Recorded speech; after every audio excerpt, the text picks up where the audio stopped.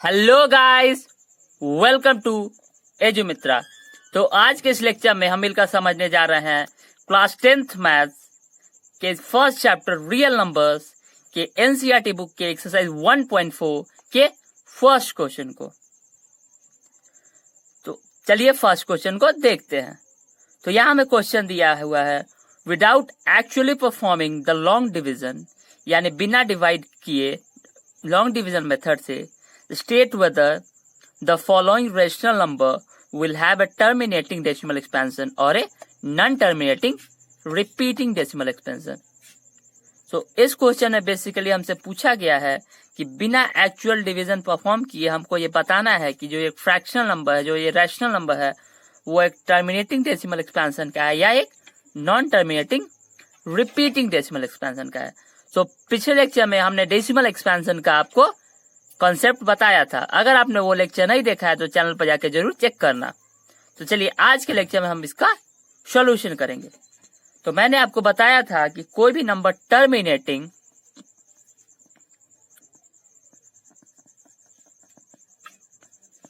तभी होता है, आपको पता होगा कि रैशनल नंबर को हम P/Q के फॉर्म में लिख सकते हैं। तो कोई भी रैशनल नंबर टर्मिनेटिंग तभी होगा जब Q का फैक्टर होगा या तो 2 या तो 5 या 2 और 5 बोथ। अगर उसका 2 और 5 छोड़कर और कोई फैक्टर्स होता है तो वो टर्मिनेटिंग डेसिमल नहीं होगा।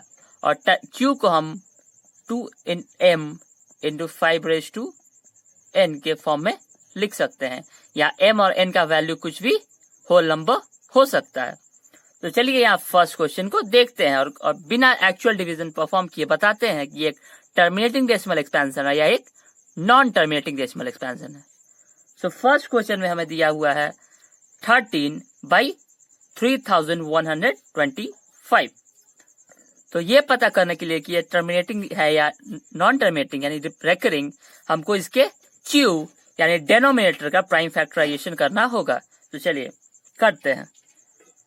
सो 3125 को क्या हम प्राइम फैक्टराइजेशन करेंगे तो ये 2 से नहीं डिविजिबल है, 5 2 7 1 8, 3 से नहीं, ये जाएगा हमारा 5 से। सो 5 6 टाइम 30 2 25, 5 से फिर 125, फिर 5 से हमारा 25, फिर से 5 से हमारा 5। तो यहाँ हमने देखा बेसिकली हमारा 3125 इज इक्वल टू 5/5, यानी ये 5 टाइम्स 5 यानी 3125। तो हमने देखा कि कोई भी डेसिमल एक्सपेंशन टर्मिनेटिंग तब होगा जब उसका फैक्टर होगा या तो 2 या तो 5 या 2 and 5 बोथ। तो यहाँ हमने देखा कि इसका फैक्टर्स हमारे पास है 5, तो इससे हम कंसीडर कर सकते हैं कि ये डेसिमल एक्सपेंशन एक टर्मिनेटिंग डेसिमल है।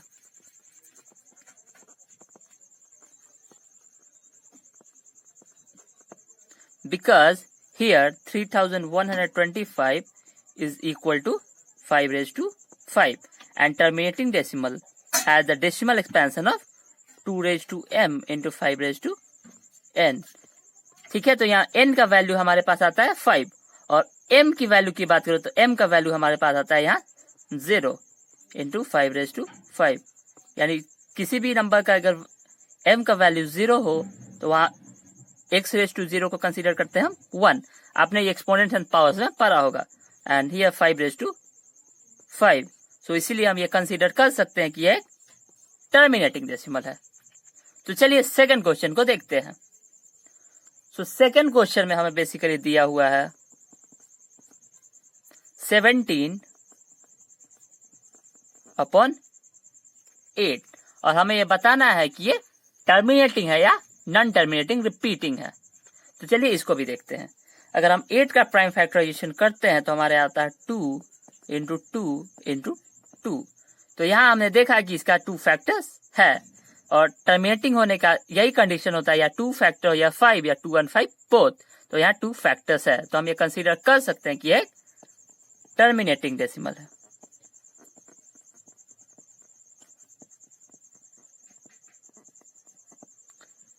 चलिए थर्ड क्वेश्चन पे आते हैं। सो थर्ड क्वेश्चन हमारे पास है 64 अपॉन 455। तो चलिए इसको देखते हैं।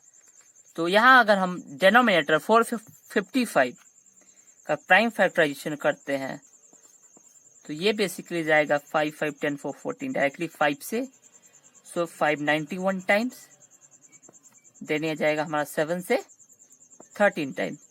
तो यहाँ हमने देखा कि ये 455 is equal to 5 into 7 into 13, और हमने टर्मिनेटिंग डेसिमल का कंडीशन पढ़ा कि वहाँ 2 और 5 फैक्टर होना चाहिए। तो यहाँ ना 2 है ना 5, और उसके अलावा यहाँ हमारे पास है 5 7 और 13। तो इससे हम ये कंसीडर कर सकते हैं कि ये नॉन टर्मिनेटिंग डेसिमल है, जिसको हम रिपीटिंग या रेकरिंग भी कह सकते हैं।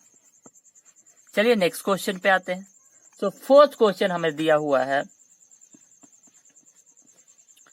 15 बाई 1600। तो चलिए इसको भी देखते हैं। तो अगर हम 1600 का फैक्टराइजेशन करते हैं तो हमारे पास आता है 2, हमारे पास होगा 800, फिर 2 400, 2 200, 2 100, 2 50, 2 25 इंटू 5 इंटू 5। चलिए काउंट करते हैं 1 2 3 4 5 6। सो 6 टाइम्स 2 इंटू 5 स्क्वायर। तो यहाँ हमने देखा कि इसका फैक्टर हमारा आ रहा है बेसिकली 2⁻6 इंटू 5 के पावर स्क्वायर, यानी ये बेसिकली 2m इंटू 5n के फॉर्म में है। तो ये एक टर्मिनेटिंग डेसिमल है।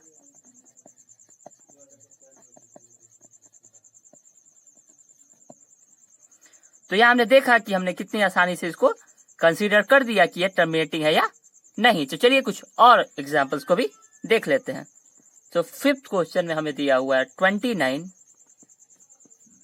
बाई 343। तो इसको हमें बताना है कि एक टर्मिनेटिंग डेसिमल है या नहीं। तो आपको पता होगा कि 343 हमारा 7 का क्यूब होता है, यानी ये है बेसिकली 7 इंटू 7 इंटू 7। तो इससे हम डायरेक्टली ये बता सकते हैं कि ये एक नॉन टर्मिनेटिंग डेसिमल है।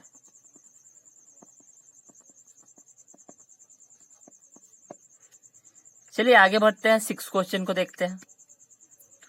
सो 6 क्वेश्चन है हमारे पास 23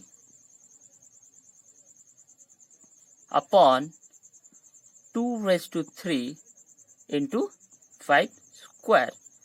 ये डॉट बेसिकली हम मल्टीप्लाई के साइन की जगह पर यूज करते हैं। तो जब भी हम या तो मल्टीप्लाई लिखें या डॉट, उसका मीनिंग एक ही होता है। तो हमारे पास अब आया है 23 अपॉन 2⁻³ इंटू 5 स्क्वायर। तो इसको यहाँ हम देखेंगे डिनोमिनेटर में, तो डायरेक्टली हम देख सकते हैं कि ये 2 और 5 इसके फैक्टर्स है। तो हम डायरेक्टली ये कंसीडर कर सकते हैं कि ये टर्मिनेटिंग डेसिमल है।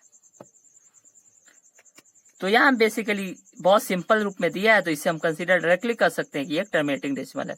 तो चलिए आगे मूव करते हैं और 7th क्वेश्चन को देखते हैं। तो 7th क्वेश्चन में बेसिकली हमें दिया हुआ है 129 अपॉन 2 स्क्वायर इंटू 5⁻7 इंटू 7⁻5, यानी 129 बाई 2 का पावर यहाँ 2 है और 5⁻7 है और 7 का पावर 5 है। तो अगर हम इसके डिनोमिनेटर के प्राइम फैक्टर्स की बात करें तो इसका फैक्टर्स आता है बेसिकली हमारा 2, 5 एंड 7। तो इससे हम डायरेक्टली कंसीडर ये कर सकते हैं कि ये एक नॉन टर्मिनेटिंग है, क्योंकि एक टर्मिनेटिंग डेसिमल का डेसिमल एक्सपेंशन मेरा 2m इंटू 5n के फॉर्म में आता है, यानी उसका कॉमन फैक्टर बस 2 एंड 5 होता है प्राइम फैक्टर। लेकिन यहाँ इस केस में हमारे पास 7 आ जाता है। तो हम डायरेक्टली इस कंडीशन के अनुसार ये कंसीडर कर सकते हैं कि एक नॉन टर्मिनेटिंग डेसिमल है।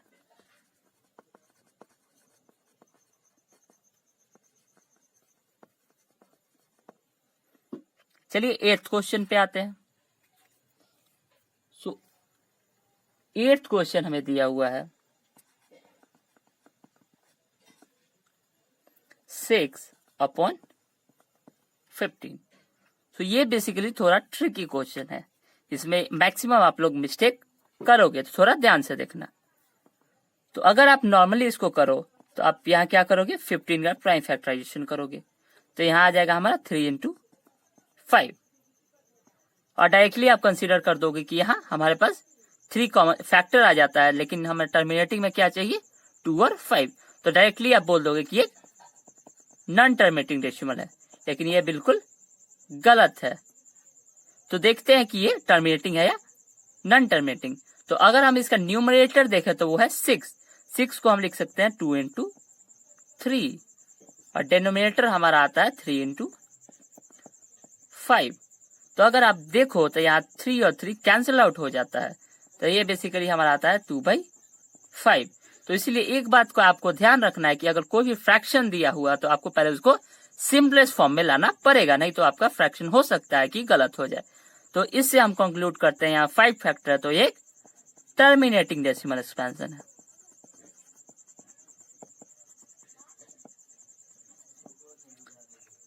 चलिए 9th क्वेश्चन पे आते हैं।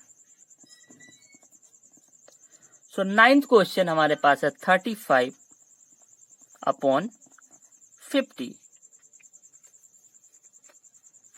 तो चलिए इसको डायरेक्टली ऐसे ही करते हैं। तो 35 is 5 × 7, 5 7 is 35, and 50 is 5 × 10, 5 cancel out, we'll have 7/10, और 7/10 को हम लिख सकते हैं 7/2 × 5। सो यहाँ 2 और 5 फैक्टर्स, तो ये बेसिकली एक टर्मिनेटिंग डेसिमल होगा।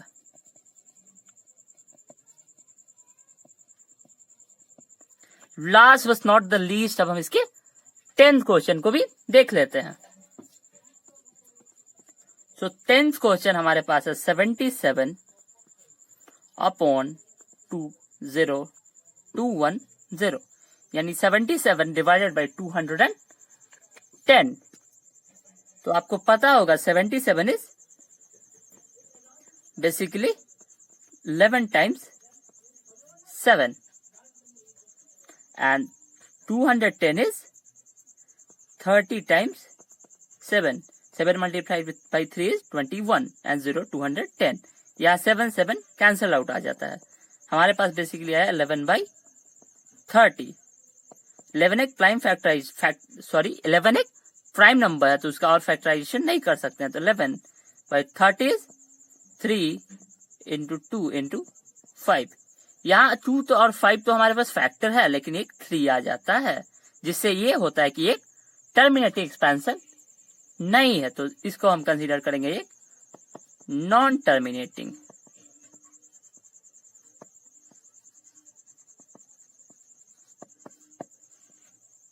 तो इसीलिए हम कंसीडर करते हैं कि ये 77/210 एक नॉन टर्मिनेटिंग डेसिमल एक्सपेंशन है। तो होप आपको ये लेक्चर क्लियर होगा, अब आपने सारे सवाल को अच्छे तरफ से समझ लिया होगा। तो देखा आपने कितनी आसानी से हमने इस क्वेश्चन का आंसर कर लिया है। अगर आपको समझ में नहीं आया हो तो आप वीडियो को रिवाइंड करके एक बार फिर से देख सकते हैं। To go to the next lecture please click here. Till then stay creative, keep learning, and most of all, have fun. Thank you for watching.